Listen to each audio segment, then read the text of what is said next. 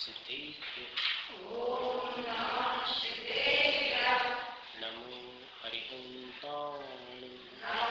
अरिहंताय नमो सिद्धाय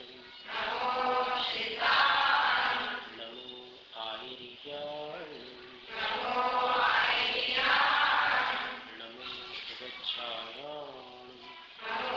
वज्राय नमो सर्वसाहूय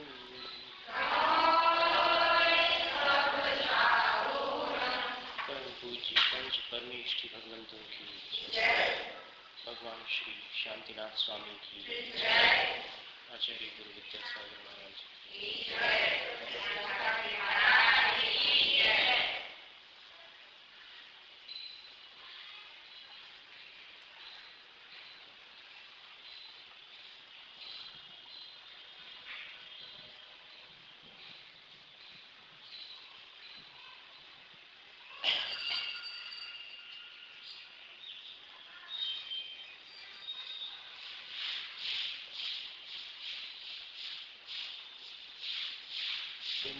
गुण सिद्धं सुरसेन वंद्यं सिरसा नमयूण महावीरं मोक्षं आराध्या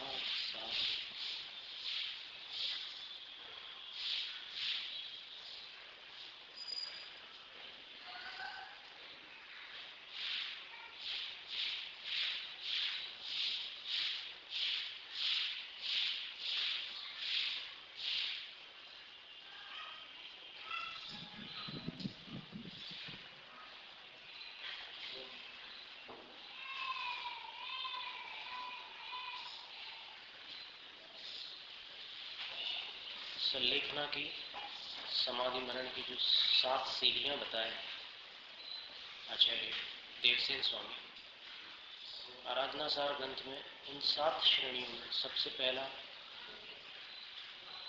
पात्रता योग्यता है, दूसरा परिग्रहों का त्याग, तीसरा कषायों पर विजय, चौथा परेशानों पर विजय, और अब 5वें क्रम में आया है उपसर्गों को सहन करना। अब तत्र यदि कथम यदि किसी कारणवश मुनेर दुख जनका उपसर्गा भवन्ति, मुनि के लिए दुख उत्पन्न करने वाले उपसर्ग हो जाते हैं, तब तेन ते किं कर्तव्या भवन्ति इति आ, तो फिर उन मुनि द्वारा उन उपसर्गों का क्या करना चाहिए?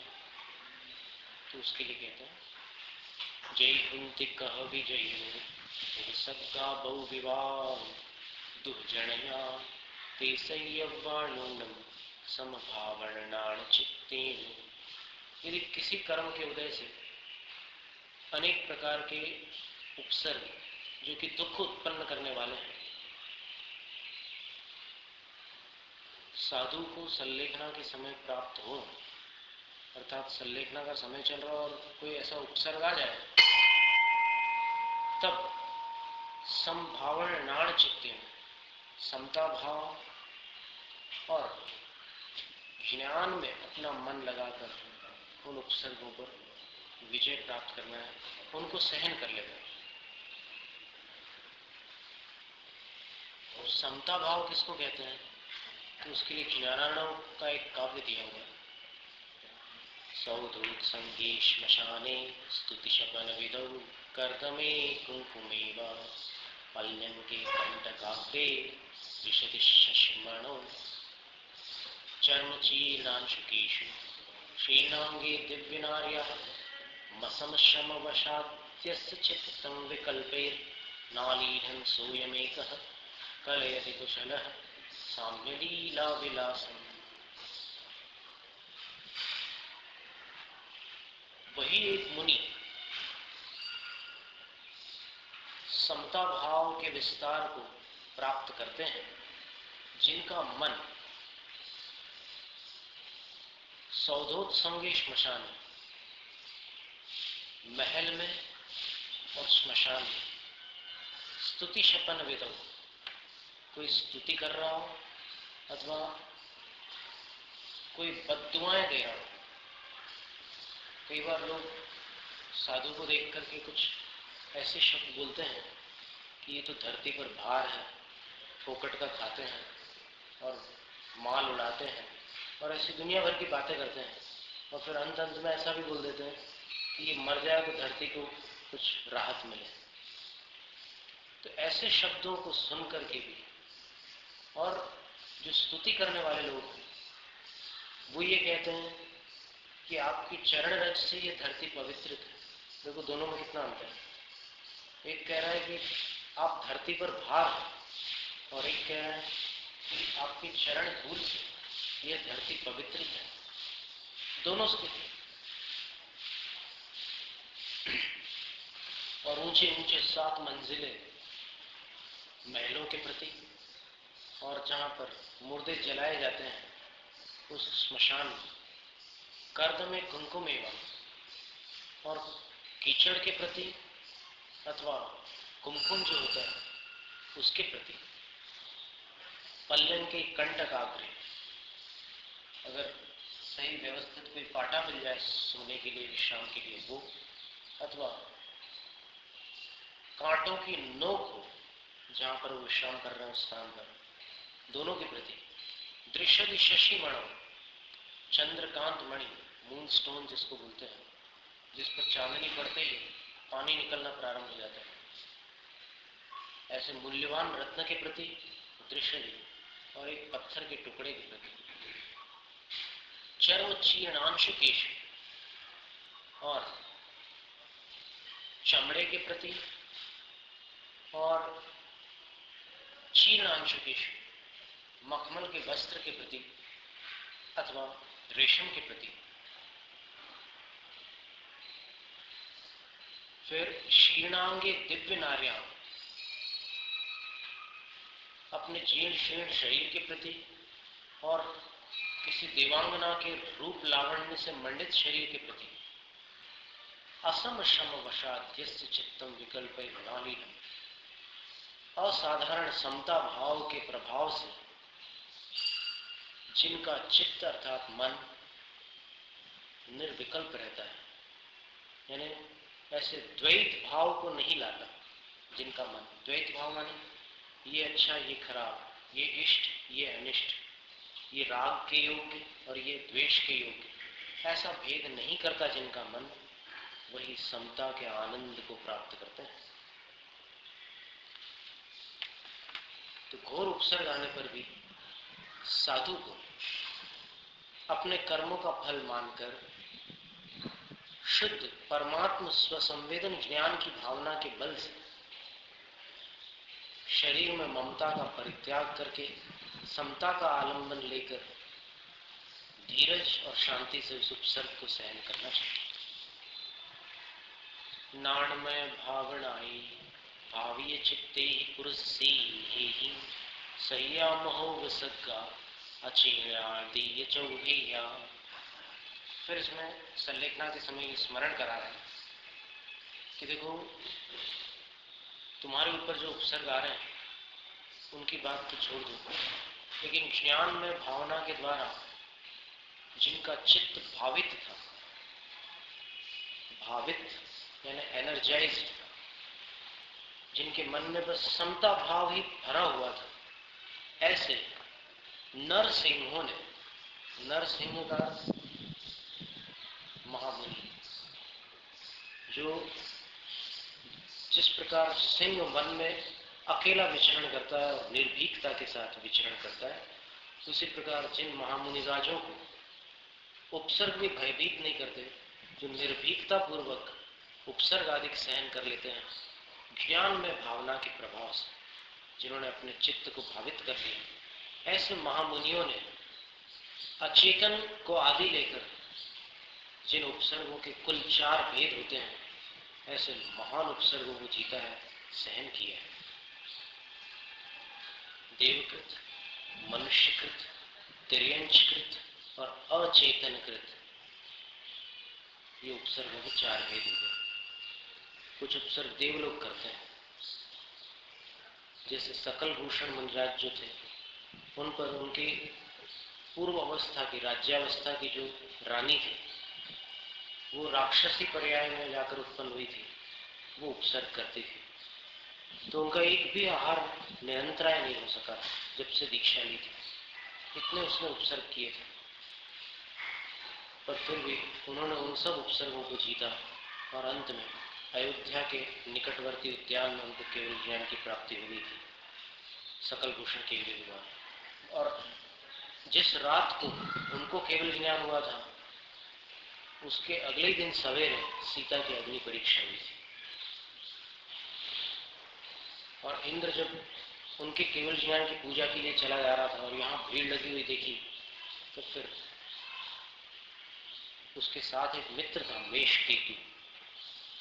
उस देव ने भी प्रश्नवाचक मुद्रा में इंद्र से पूछा कि क्या बात है, यहाँ पर इतना कोलाहल और इतनी भीड़ क्यों? तो बोले कि सती की परीक्षा हो रही है, तुम यहीं रहना, मैं केवली भगवान की पूजा के लिए जाता हूँ। तो मेषकेतु वहीं रुक जाते हैं और फिर उस अग्नि परीक्षा में सीता के शील के प्रभाव से और उस देव के निमित्त से वो पूरा अग्निकुंड जल कुंड के रूप में परिणत हो जाता है। तो ये देवकृत उपसर्ग हो गया। ऐसे देवकृत उपसर्ग कई साधुओं पर हो चुके हैं। सुदर्शन महामुनि पर भी व्यंतरी ने उपसर्ग किया था, जो पूर्व भव की रानी अभयमती थी। इतना प्रचंड उपसर्ग, 7 दिनों तक उपसर्ग। पार्श्वनाथ भगवान पर भी देवकृत उपसर्ग हुआ, वो भी 7 दिन चला। तो ऐसे कई महामुनि हैं जिन्होंने भयंकर उपसर्गों को सहन किया है, जो देवताओं के द्वारा किए गए थे। फिर कुछ उपसर्ग जो होते हैं वो तिर्यंचों द्वारा किए जाते हैं। सुकौशल मुनि, उनको शेरनी ने खाया था। सुकुमाल मुनि, उनको श्यालिनी ने अपने बच्चों के साथ खाया था। ऐसे उपसर्ग भी हुए। फिर कुछ मुनियों पर मनुष्यों ने उपसर्ग किए, जैसे गजकुमार मुनि, सिर पे आग लगा दी थी सोम शर्मा ने। इसी तरह मनुष्यकृत उपसर्ग और भी होते हैं। महावीर भगवान के ऊपर भी रुद्रकृत उपसर्ग होते हैं। फिर ऐसे अन्य भी आपको दृष्टांत मिलेंगे। इसमें आगे आ रहा है दृष्टांत कि कैसे कैसे मुनियों ने कितने भयंकर उपसर्गों को जीता है। तो देवकृत, मनुष्यकृत, तिर्यंचकृत उपसर्ग और अचेतनकृत उपसर्ग भी होते हैं। कभी कहीं मुनिराज विराजमान है, अकस्मात दीवार गिर पड़े तो दीवार गिर जाने से भी उपसर्ग हो जाते हैं। एकदम भूकंप आ जाए, धरती फट जाए, बाढ़ आ जाए, कोई भी ऐसी स्थिति बन जाती है, कई उपसर्ग ऐसे अचेतनकृत भी हो सकते हैं। और इस पंचम काल में भी बड़े बड़े मुनियों ने भयंकर घोर उपसर्गों को सहन करके सदगति को प्राप्त किया है। तो अब उपसर्गों के दृष्टांत देते हुए आचार्य आगे कहते हैं, 4 भेद जो उपसर्गों के हैं वो आपकी स्मृति में रहे। कौन से 4 भेद? देवकृत, मनुष्यकृत, तिर्यंचकृत, अचेतनकृत। शिव भूयिणा विसह्यो महोव सद्गो चीर्णा रहियो सुकुमाल कोसलेय तिर्यंच कौ महाभीमो। शिवभूति मुनि ने अचेतनकृत भयंकर उपसर्ग को सहन किया। सुकुमाल और सुकौशल मुनि ने तिर्यंचकृत महाभयंकर उपसर्गों को जीता।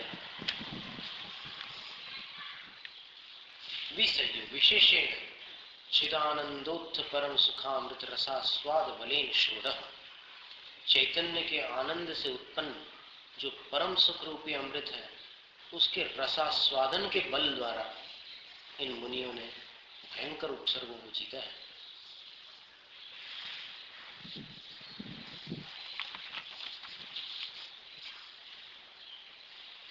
शिवभूति शिवभूतिर नाम कश्चित राजकुमार तेन शिवभूति।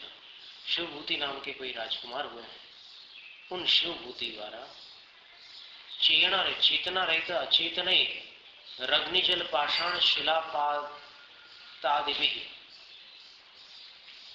कृत अचेतन उपसर्ग षोड़। बोले कि शिवभूति ने अचेतन जो पत्थर आदि चट्टाने वगैरह कहीं से गिर पड़े, जल है, अग्नि है, ऐसे अचेतन के बहुत सारे भेद हैं, तो उनके द्वारा किए हुए उपसर्ग को चेला है। अब क्या होता है कि इनको अपन अचेतन जैसा क्यों कह रहे हैं? यद्यपि अग्नि में अग्नि का एक जीव है, जल में जल का एक जीव, पाषाण में पृथ्वी का एक जीव, लेकिन फिर भी किसी ने चेतना पूर्वक अपनी बुद्धि पूर्वक वो उपसर्ग नहीं किया है। अब चट्टाने लुढ़क गई तो फिर उसको ये थोड़ी कहेंगे कि उसमें पृथ्वी का एक जीव ने उपसर्ग किया आकर। तो पत्थर लुढ़क गया पहाड़ के ऊपर से, फिर गिर पड़ा तो उसको सहन कर लिया। शिवभूतिना अचेतन महोपसर्ग यथा सोडास तत्कथा आख्या थी। शिवभूति मुनि ने अचेतन कृत जो महान उपसर्ग है उनको जिस प्रकार सहन किया था उसकी कथा को यहां पर कहते हैं।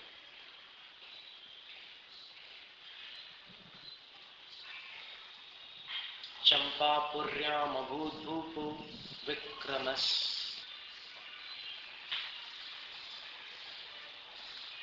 विक्रमस्मेर विक्रम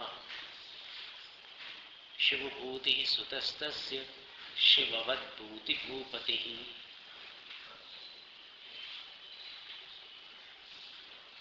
चंपापुरी नगरी में महापराक्रमी विक्रम नाम का राजा था।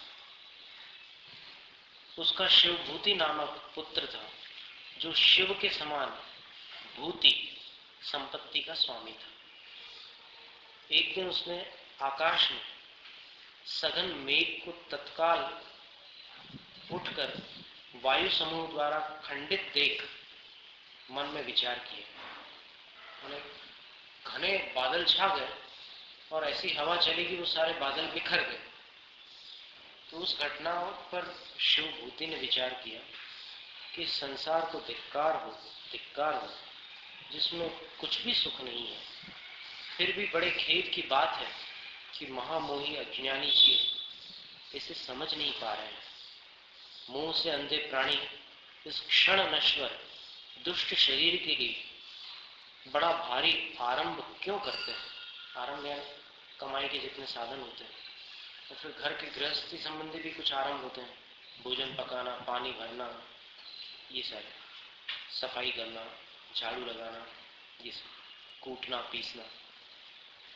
इस प्रकार वैराग्य के रंग से जिसकी आत्मा रंगी, ऐसे शिवभूति ने उसी समय भोगों को तृण के समान मानकर दिगंबर दीक्षा धारण कर ली। तदनंतर योग का अभ्यास करने और कठिन तप को तपने के लिए शिवभूति किसी दिन कहीं किसी वृक्ष के नीचे प्रतिमा योग धारण करके विराजमान हो, भगवान की प्रतिमा जैसे विराजमान हो। उस समय परस्पर बांसों की रगड़ से उत्पन्न हुई वन की अग्नि प्रज्वलित होगी। वह दावानल जलती हुई लकड़ियों और चटकते हुए बांसों के टूटने के शब्द से भयंकर थे। सामान्य रूप से सबको जलाते हुए उस दावानल ने उन मुनिराज को भी पीड़ित किया। सो ठीक ही है, क्योंकि अचेतन में विवेक कहाँ होता है। वे मुनिराज उस वृक्ष के नीचे बैठे थे और शांत भाव से ध्यानस्थ थे। जब वह वृक्ष अग्नि से जलने लगा और उसके अंगारे मुनिराज के अंग पर पड़ने लगे, तब मुनिराज का सारा शरीर पीड़ित हो गया। किंतु शिवभूति मुनिराज ध्यान से रंच मात्र भी विचलित नहीं हुए, क्योंकि सत्पुरुषों की दृढ़ता नष्ट नहीं होती। ये सुवाक्य हो गया, सत्पुरुषों की दृढ़ता कभी नष्ट नहीं होती।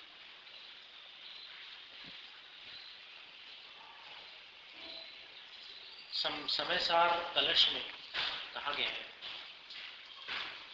सम्यक दृष्टय एव साहसमिदं कर्तुं क्षमन्ते परं यद् वज्रेऽपि पतत्यमी भयचलत् त्रैलोक्यमुक्ताध्वनि सर्वामेव निसर्ग निर्भयतया शंकां विहाय स्वयं जानन्तः स्वमबध्य बोधवपुषं बोधाच्यवन्ते नहि। सम्यक दृष्टि जीव ही यह उत्कृष्ट साहस करने को समर्थ होते हैं कि वे जिसके भय से विचलित होकर तीनों लोक के प्राणी मार्ग छोड़े देते हैं, ऐसे बिजली के गिरने पर भी स्वाभाविक निर्भयता से सभी प्रकार के भय को छोड़कर स्वयं अपने आप को अखंड ज्ञानमय शरीर से युक्त जानते हुए विचलित नहीं होते। वे शिवभूति मुनिराज परब्रह्म की भावना भाते हुए दुष्ट कर्मों का छेदन कर उसी समय केवल ज्ञान को प्राप्त होकर मोक्ष धाम को सिधार गए। उस उपसर्ग को जीतकर वो केवल ज्ञान और मोक्ष को प्राप्त हो गए। इस प्रकार शिवभूति मुनिराज की कथा समाप्त हुई। उन्हें हमारा प्रणाम। तिर्यंचकृत उपसर्ग में दो महापुरुषों का नामस्मरण है, एक सुकुमाल स्वामी, दूसरे सुकौशल मुनि। व्याघ्र, सिंह, शूकर, सर्प, भैंसा, बैल तथा शृगाल आदि द्वारा किए हुए उपसर्ग तिर्यंचकृत उपसर्ग कहलाते हैं। इसे सुकुमाल और कौशल इन दोनों मुनियों ने सहन किया था। वह तिर्यंचकृत उपसर्ग अत्यंत भयंकर था। जम्बूद्वीप संबंधी भरत क्षेत्र की कौशाम्बी नगरी में नमस्कार करते हुए राजाओं के मुकुट समूह संबंधी लाल मणियों की किरण रूपी केसर से जिनके चरण कमल अतिशय रंगे गए, ऐसा अतिबल राजा था। कौशाम्बी नगरी का राजा अतिबल था। उसका सोम शर्मा नामक पुरोहित था, जिसकी राजसभा में बहुत बड़ी प्रतिष्ठा थी। वह 4 वेदों का ज्ञाता, व्याकरण, न्याय और काव्य रूपी रत्नों का रत्नाकर समुद्र था। विष्णु की भक्ति में तत्पर रहता था और प्रतिदिन अपने षट कर्मों का अच्छी तरह पालन करता था। उसकी पत्नी काश्यपी थी। उन दिनों अग्निभूति और मरुभूति नामक 2 पुत्र उनके यहां बड़े हो रहे थे। एक दिन पुरोहित ने दोनों पुत्रों से कहा कि रे पुत्रों, आप लोग शास्त्राभ्यास करो। कहा भी, यह शास्त्राभ्यास संसार रूपी वृक्ष को उखाड़ने के लिए मत्त हस्ती के समान है, जड़ता रूपी अंधकार को नष्ट करने के लिए सूर्य के समान है, समस्त संसार को प्रकाशित करने के लिए दूसरा नेत्र है और इंद्रिय रूपी हिरणों को बांधने के लिए जाल के समान है। शास्त्रों का अध्ययन करने वाला मनुष्य बुद्धि से रहित होकर भी सबके संपर्क में आ जाता है। नेत्रों से न दिखने योग्य पदार्थों को भी दिखाने के लिए शास्त्र तीसरा नेत्र है। शास्त्र को नहीं पढ़ने वाला मनुष्य आंख होते हुए भी अंधा है।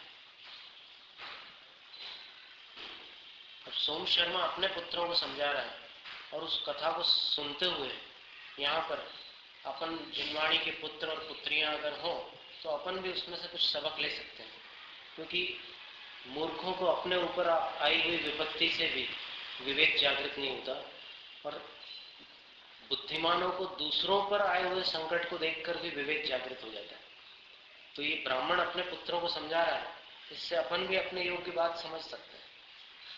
कितनी सुंदर बात कही कि शास्त्राभ्यास संसार वृक्ष को उखाड़ने के लिए हाथी के समान,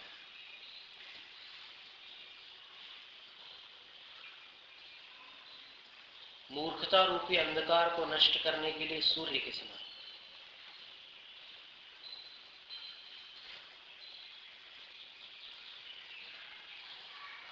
सारे जगत को प्रकाशित करने के लिए दूसरा ही नेत्र है।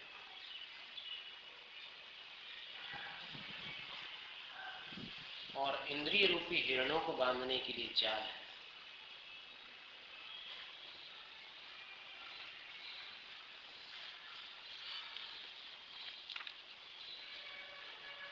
इस प्रकार समझाए जाने पर भी पुत्रों ने अध्ययन नहीं किया, उल्टा वे पिता को कष्ट पहुंचाते रहे। कहा भी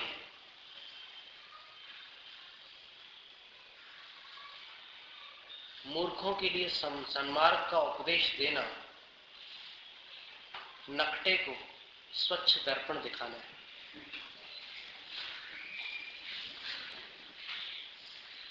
मूर्खों को सन्मार्ग का उपदेश देना नाक कटे हुए मनुष्य को दर्पण दिखाने के समान, और वह उसके क्रोध का ही कारण बनता है। दुष्ट चेष्टा से युक्त उन पुत्रों को देखता हुआ पुरोहित विषय प्रयोग के योग से बीमार होकर असमय में मृत्यु को प्राप्त हो गया। सोम शर्मा की मृत्यु हो गई। तदनंतर कितने ही दिन व्यतीत होने पर राजा ने पुरोहित के दोनों पुत्रों को बुलाकर उनसे स्मृति का अर्थ पूछा। पुत्रों ने उत्तर दिया, हमें नहीं मालूम। अध्ययन रहित ब्राह्मण देवों की पूजा नहीं कर सकता, न करा सकता है। ऐसा विचार कर राजा ने तत्काल उन दोनों को पुरोहित पद से पृथक कर दिया। इस घटना से काश्यपी अत्यंत दुखी हुई। काश्यपी कौन है? इन दोनों की मां। और राजा के पास जाकर बोली, हे राजन, आपने मेरे पुत्रों को इस तरह आजीविका रहित क्यों कर दिया? राजा ने कहा कि तुम्हारे पुत्र निरक्षर शिरोमणि है। निरक्षर शिरोमणि का अर्थ क्या होता है? मूर्खों के सिरताज है, अतः सभा के भीतर शोभा को प्राप्त नहीं हो सकते। कहा भी है, विद्वानों की मंडली में मूर्ख शोभा नहीं प्राप्त करता। ठीक ही है, क्योंकि हंसों की पंक्ति में बेचारा कौवा कैसे शोभित हो सकता है? अर्थात नहीं हो सकता। तदनंतर ब्राह्मणी ने पुत्रों को बुलाकर कहा, मेरे यौवन रूपी धन को काटने में कुठार स्वरूप हे पुत्रों, राजसभा में तिरस्कृत होने वाले तुम दोनों को मर जाना ही उचित था, क्योंकि कहा है कि वह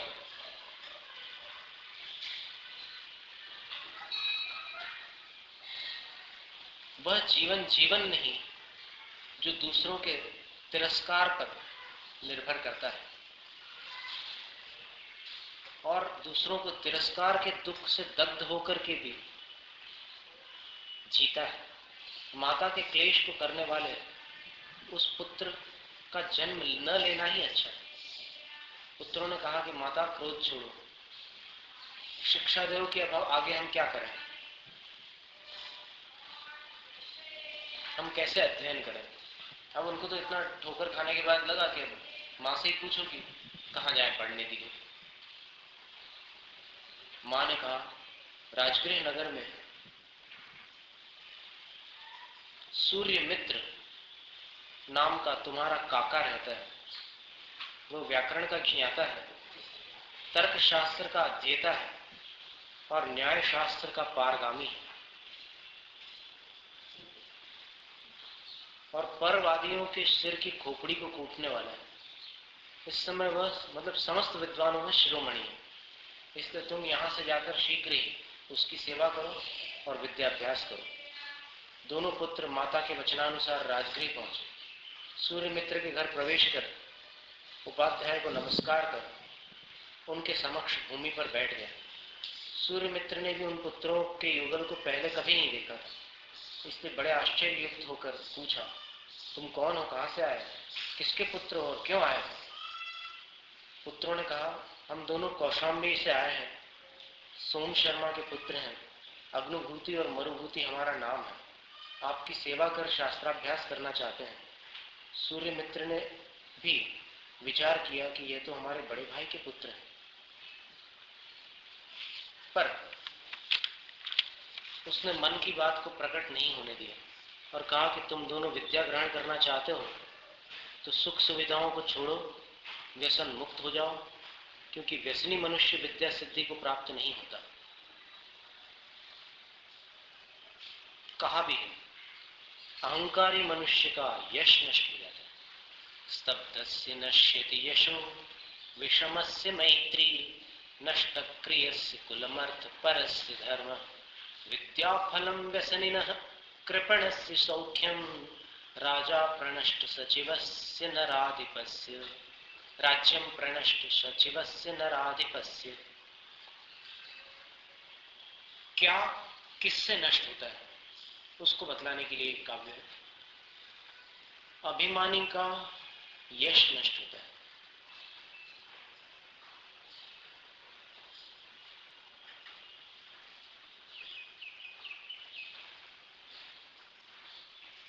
असमान प्रकृति वालों की मित्रता नष्ट होती है। अर्थ समझ में आया? असमान प्रकृति, समान प्रकृति वालों में मित्रता रहती है, लेकिन असमान प्रकृति वालों की मित्रता नष्ट हो जाती है। और असमान प्रकृति का मतलब क्या है? दोनों के बिल्कुल अलग अलग विचार है और प्रवृत्ति भी अलग है। क्रियाओं को छोड़ने वाले का कुल नष्ट हो जाता है और धन में लगे रहने वाले का धर्म नष्ट हो जाता है। पैसे ही पैसे में जो अटका रहता है उसका धर्म नष्ट हो जाता है। व्यसनी को विद्या का फल प्राप्त नहीं होता क्योंकि व्यसनी की विद्या नष्ट हो जाती है। और कंजूस का सुख नष्ट होता है। और जिसके पास मंत्री नहीं है उस राजा का राज्य नष्ट हो जाता है।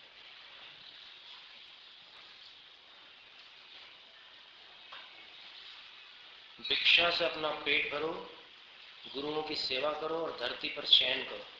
ऐसा करने से ही तुम दोनों शास्त्र पढ़ने में समर्थ हो पाओगे। तदनंतर उपाध्याय ने उन दोनों शिष्यों को भाष्य सहित व्याकरण पढ़ाया, अंग सहित वेद पढ़ाया तथा न्याय शास्त्र का ज्ञान करा दिया। गुरु के प्रसन्न होने पर शिष्य नियम से विद्यारूपी समुद्र को शीघ्र पार कर लेता है। क्या सुंदर है। जैसा कि कहा है, गुरु प्रसादाति सदा सुखेन प्रागल्भ्य मायाति विनीय बुद्धि माधुर्य मृद भवमंजरीणा मास्वादना कोकिल वागिवाशु।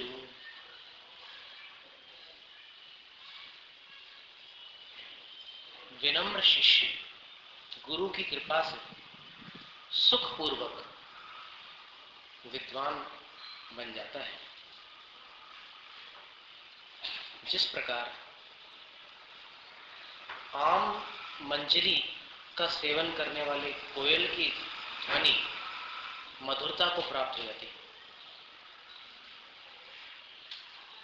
आस्वादनात्, इसका मतलब ये हुआ कि जब बसंत ऋतु में आम के ऊपर वो बोर लगते हैं तब कोयल उसका सेवन कर लेती है, क्योंकि इसमें आस्वादन शब्द आया है तो उसका स्वाद कोयल ले लेती है। तो उसके बाद वो कूकना प्रारंभ कर देती है। तो जब तक बारिश नहीं गिरती तब तक वो कूकते रहती है। फिर बरसात गिरने के बाद वो मौन धारण करती है। तो एक बार किसी ने पूछा कोयल से कि अब तुम चुप क्यों हो गई? तो बोले कि अब मेंढक बोलने लगे।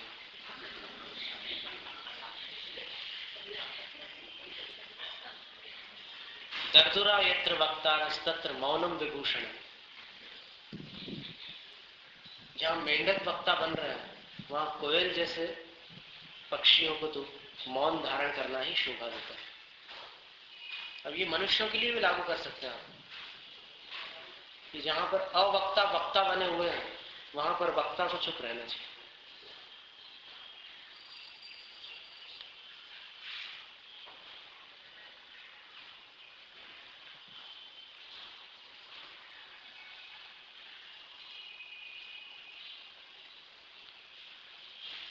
तो दोनों को विद्वान बना दिया सूर्य मित्र ने। तदनंतर सूर्य मित्र ने उन दोनों को अच्छे वस्त्राभूषणों से सम्मानित किया और कहा कि तुम दोनों हमारे भाई के पुत्र हो, अब तुम अपने नगर जाओ, और उन्हें विदा कर दिया। दोनों पुत्र अपने नगर पहुंचे और विद्वान से राजा अपनी विद्वत्ता से राजा को प्रसन्न कर पुरोहित पद पर अधिष्ठित होकर सुख से रहने लगे। इधर राजगृह नगर में सूर्य मित्र नामक पुरोहित को, अब ये कौशाम्बी नगर के पुरोहित के पास जाकर इन्होंने अध्ययन किया था, और यहाँ राजगृह नगर में सूर्य मित्र नाम का ये पुरोहित था उसे वहां के राजा ने अपनी अंगूठी दी कि मुझे बाद में दे देना। तो सूर्य को जलांजलि देते समय सूर्य मित्र के हाथ से गिरकर सरोवर में जा पहुंचे। जब सूर्य मित्र घर आया और हाथ में अंगूठी नहीं देखी तब वह घबरा गया और विचार करने लगा कि राजा को क्या उत्तर दूंगा। बहुत व्याकुलित हुआ। तदनंतर अष्टांग निमित्त ज्ञानी सुधर्म नामक मुनि के पास जाकर उसने अंगूठी के विषय में पूछा। मुनि बोले, ब्राह्मण दुखी मत हो, तूने जहां जलांजलि दी है वहीं तेरे हाथ से वह अंगूठी नीचे गिर गई है और सरोवर के किसी कमल की बौड़ी में जा पड़ी है। प्रातःकाल जाकर ले लेना। सूर्य मित्र ने मुनि के वचन अन्यथा नहीं हो सकते ऐसा निश्चय कर अपने घर की ओर प्रयाण किया। प्रातःकाल उसने कमल के भीतर अपनी अंगूठी प्राप्त कर ली। आश्चर्य है कि जो हो चुका, जो होगा और जो हो रहा है, इन सब बातों को दिगंबर मुनि अच्छी तरह जान लेते हैं। इसलिए मैं अब दिगंबर मुनि की उपासना कर यह विद्या प्राप्त करूंगा। ऐसा विचार कर उसने कपट से मुनि वंदना की। था तो ब्राह्मण, पुरोहित था, उसकी श्रद्धा तो थी नहीं, लेकिन 3 काल को जानने की विद्या प्राप्त करने के लिए उसने सुधर्म आचार्य की वंदना की।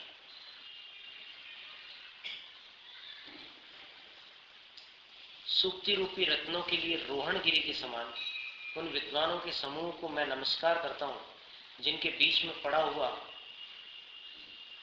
नीच काच भी उत्कृष्ट मणि के समान आचरण करता है। मैं भी आपके चरणों के प्रसाद से आप जैसा ज्ञानी होना चाहता हूं। मुनि ने भी उस सूर्य मित्र को अपने अवधि ज्ञान रूपी नेत्र द्वारा निकट भव्य जानकर कहा कि हे विद्वन, यदि तुम मेरे समान दिगंबर हो सको तो तुम्हें यह ज्ञान प्राप्त हो सकता है।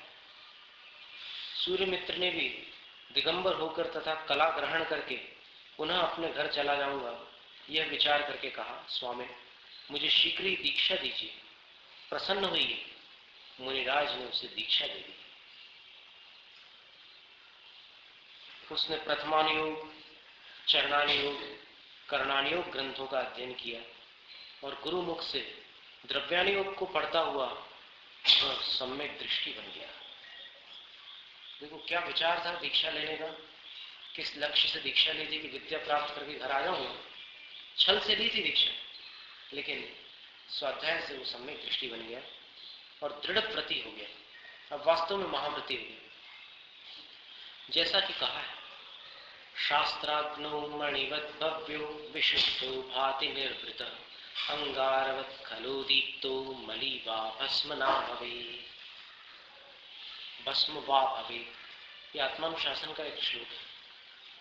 शास्त्र रूपी अग्नि में पड़कर भव्य पुरुष तो मणि के समान निर्मल होता हुआ शोभित होता है। दुष्ट मनुष्य शास्त्रों को पढ़कर 2 स्थितियों को प्राप्त होता है। या तो वह अंगार के समान दीप्त हो जाता है और आगे चलकर राख बन जाता है। यानी पढ़ लिया, खूब ज्ञान प्राप्त कर लिया और उस ज्ञान का दुरुपयोग करके अपने जीवन को भस्म कर डालता है। अथवा शास्त्रों में से कुछ ऐसी बातों को ग्रहण कर लेता है जिससे वह मलिन बन जाता है। ऐसी बातें भी पद्म पुराण के अंत में लिखा ना कि इस ग्रंथ में राम और रावण दोनों की कथाएं हैं। जिसको जिसके गुण या अवगुण प्रिय हो वो अपना मार्ग निश्चित कर ले, तो उसमें रावण के अवगुण भी सीख सकता है। शास्त्रों में कितनी सारी बातें आती है, चोर लोग कैसे चोरी करते हैं, और समय सार ग्रंथ में तो सोना कैसे बनाया जाता है वो विधि भी दी हुई, स्वर्ण निर्माण की विधि दी हुई। तो शास्त्र पढ़ करके जो दुष्ट होते हैं वो इस प्रकार उस विद्या का दुरुपयोग करते हैं। तदनंतर तीव्र तपश्चरण करते हुए सूर्य मित्र मुनि गुरु से पूछकर कौशाम्बी आए। वहां कुछ उपवास कर उन्होंने पारणा के लिए अग्निभूति और मरुभूति के भवन में प्रवेश किया। अग्निभूति 7 गुण मंडित था, इसलिए उसने उन मुनि के लिए 9 कोटि से पवित्र आहार दान दिया। मुनि आहार लेकर कुछ देर वहां बैठे। ब्राह्मण पुत्रों ने मुनि को नमस्कार किया। अग्निभूति ने वायुभूति को भी प्रेरणा दी कि तुम भी मुनिराज को नमस्कार करो, किंतु वायुभूति, जो मरुभूति जिसका नाम था, उसने मुनिराज को नमस्कार नहीं किया और उसने मुनि निंदा की। अग्निभूति ने कहा कि अरे, इन्होंने तुम्हें पढ़ाकर इतना विद्वान बनाया, फिर भी तुम इन्हें नमस्कार नहीं करते। शास्त्रों में तो कहा है, अक्षरस्यापि चैकस्य पदार्थस्य पदस्य च दातारं विस्मरन् पापी किं पुनर्धर्म देशिनम्। बोले, एक ओम अक्षर को पढ़ाने वाले जो गुरु होते हैं, अथवा एक जीव पदार्थ अथवा कोई पद, शास्त्रों का कोई महत्वपूर्ण पद सिखाने वाले जो गुरु होते हैं, उनको भूलने वाला पापी होता है, तो फिर जिसने सब कुछ सिखाया है उनको भूलने वाला कितना बड़ा पापी होगा। और जिसने धर्म की भी उपदेशना दी हो, उसको भुलाने वाला कितना बड़ा पापी होगा। वायुभूति बोला, इस दुष्ट ने मुझे धरती पर सुलाया था,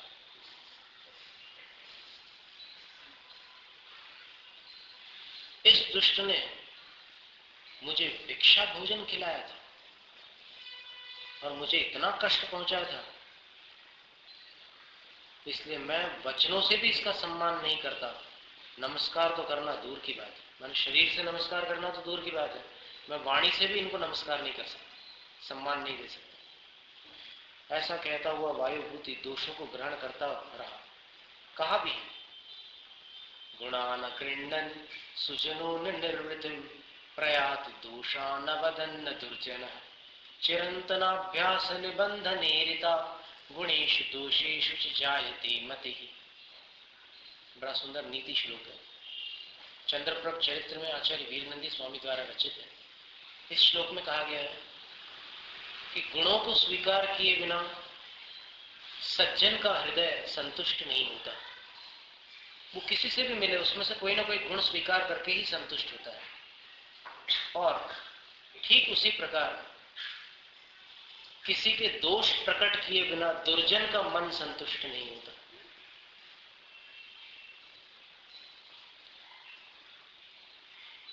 ये उनका जन्मजात गुण होता है, जिसके कारण पुराने संस्कार वश एक गुणों को ग्रहण करता है, दूसरा दोषों को ग्रहण करता है। उनकी बुद्धि उसी तरफ जाती है।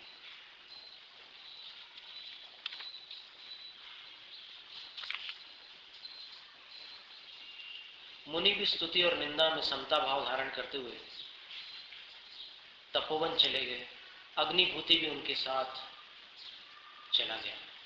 अग्निभूति ने विचार किया, जहां छोटा भाई भी मेरी बात नहीं मानता, वहां रहना व्यर्थ। उसने दीक्षा ली। अग्निभूति की पत्नी वायुभूति के पास गई और मुनि को नमस्कार न करने के कारण अग्निभूति की विरक्ति का और दीक्षा का समाचार कहने लगी।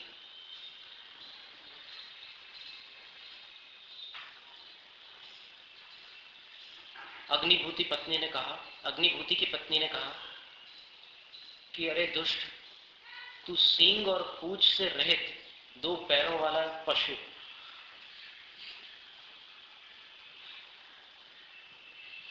आपने किससे बोल रही? देवर से बोल रही। तो सींग और पूंछ बिना का पशु, जिसने तुझे इस प्रकार लोक बंदित पदवी प्राप्त कराई, उन्हीं गुरु का तूने अपमान किया, तू न जाने किस गति को प्राप्त होगा। वायुभूति को इन वचनों के सुनने पर भयंकर क्रोध आया और उसने अग्निभूति की पत्नी को क्रोधवश लात मार दी। तीव्र क्रोध से जिसका हृदय परिपूर्ण था, ऐसी अग्निभूति की पत्नी ने निदान किया कि जिस पैर से तूने मुझे लात मारी है, मैं उसी पैर से प्रारंभ कर तुझ पापी को खा जाऊंगी, भले ही मुझे जानवर क्यों न बनना पड़े। इधर वायुभूति 7 दिनों में कोढ़ी होकर मर गया और गधी की पर्याय में उत्पन्न हुआ।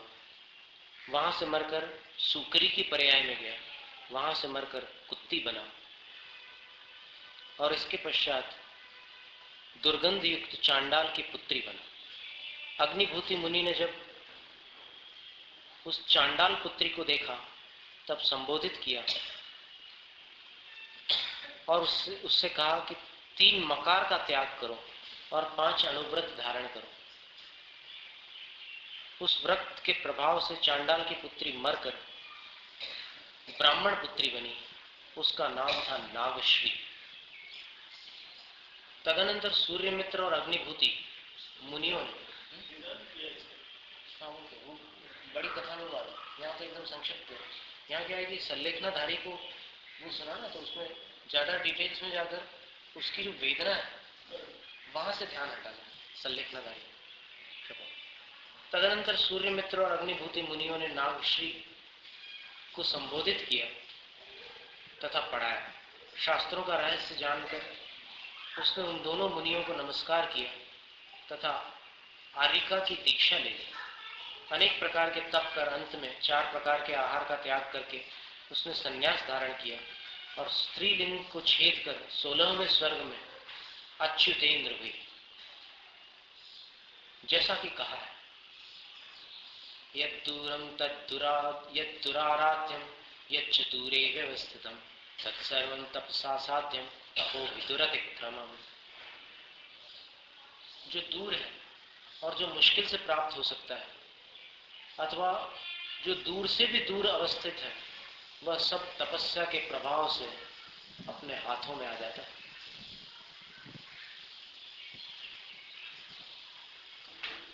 क्योंकि तप का कोई उल्लंघन नहीं कर सकता, यानी तप से कुछ भी असाध्य नहीं रह जाता। वह अच्युत स्वर्ग का इंद्र अवंती देश की उज्जैनी नगरी में सुकुमाल नाम का श्रेष्ठी पुत्र हुआ। पूर्वोपार्जित शुभ कर्म से उसको समस्त वैभवों की प्राप्ति हुई। जैसा कि कहा है, राज्यंच संपदो भोगाः कुले जन्म स्वरूपता पांडित्यमायुरारोग्यम धर्मस्यैतत् फलम विदुः। राज्य की प्राप्ति होना, संपदाएं मिलना, भोगों की उपलब्धि होना, अच्छे कुल में जन्म होना, सुंदर रूप मिलना, विद्वत्ता की प्राप्ति होना, दीर्घ आयु और स्वस्थता की प्राप्ति होना, सब धर्म का ही फल जानना चाहिए। तदनंतर सुकुमाल के मामा गुणधर आचार्य सुकुमाल के भवन की पश्चिम दिशा में वर्तमान उपवन में आकर ठहर गए। मुनि के दर्शन मात्र से सुकुमाल दीक्षा ले लेगा, ऐसा मानकर उसकी माता ने घर के भीतर ही सुकुमाल की व्यवस्था की। सुकुमाल को कभी बाहर नहीं निकलने देती थी। सुकुमाल की मां ने मुनि गुणधर आचार्य के पास आकर कहा कि आपको यहाँ नहीं ठहरना चाहिए था। उसके वचन सुनकर मुनि मौन हो गए।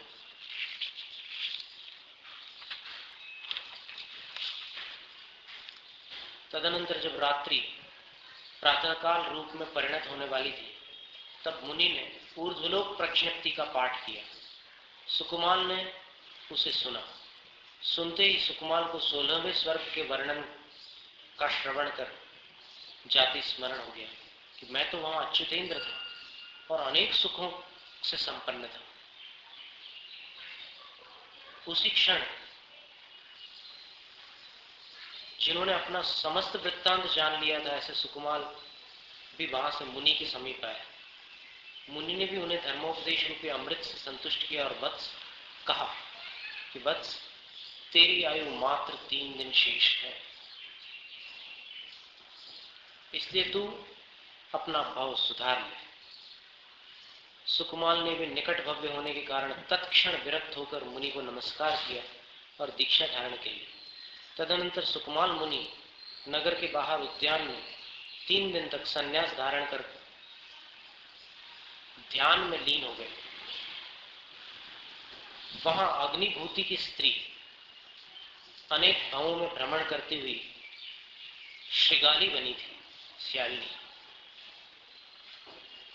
उसने जो ही मुनि को देखा क्यों ही पूर्व वैर का स्मरण कर तत्काल उत्पन्न क्रोध से युक्त होती हुई वह मुनिराज पर उपसर्ग करने लगी। श्रीगाली उन्हें पैर से खाना प्रारंभ करने लगी। सुकुमार मुनि ने परम समता भाव को धारण करते हुए सम्यक दर्शन, सम्यक ज्ञान और सम्यक चारित्र से चिदानंद के ध्यान की सामर्थ्य से सर्वार्थ सिद्धि विमान को प्राप्त किया। इस प्रकार सुकुमार मुनि की कथा पूर्ण हुई। इसके आगे सुकौशल मुनि की कथा आगे आएगी।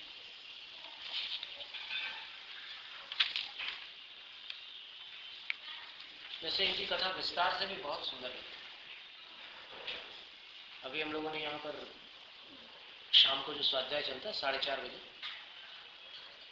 उसमें सुकुमार चरित्र का भी 4 दिनों तक स्वाध्याय किया था। तो कई बार ऐसे प्रसंग आते थे कि आंखों से आंसू आ जाते थे। सुकुमार मुनि ने किस प्रकार उस शालिनी के उपसर्ग को सहन किया, क्योंकि सुकुमार मुनि की विशेषता ये थी कि उनका शरीर बहुत कोमल था। और फिर ऐसे कई भजन और गीत भी आते हैं कि राई के दाने जिनको चुभते थे, उन्होंने शालिनी के दांत की चुभन को भी किस प्रकार सहन किया, उसका बहुत सुंदर वर्णन आता है।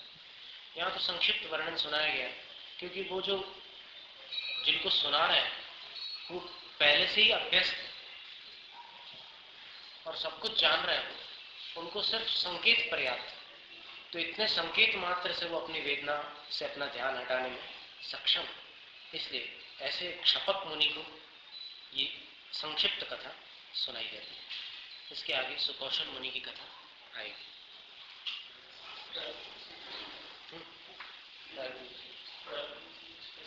अभी इसमें आगे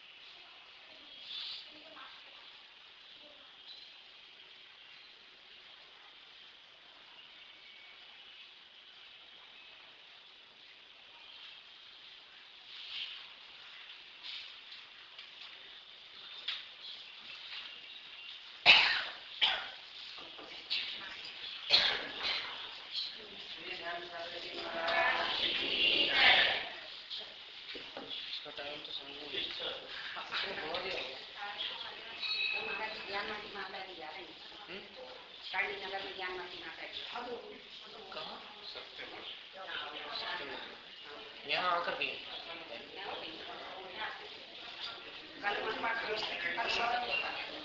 हाँ वो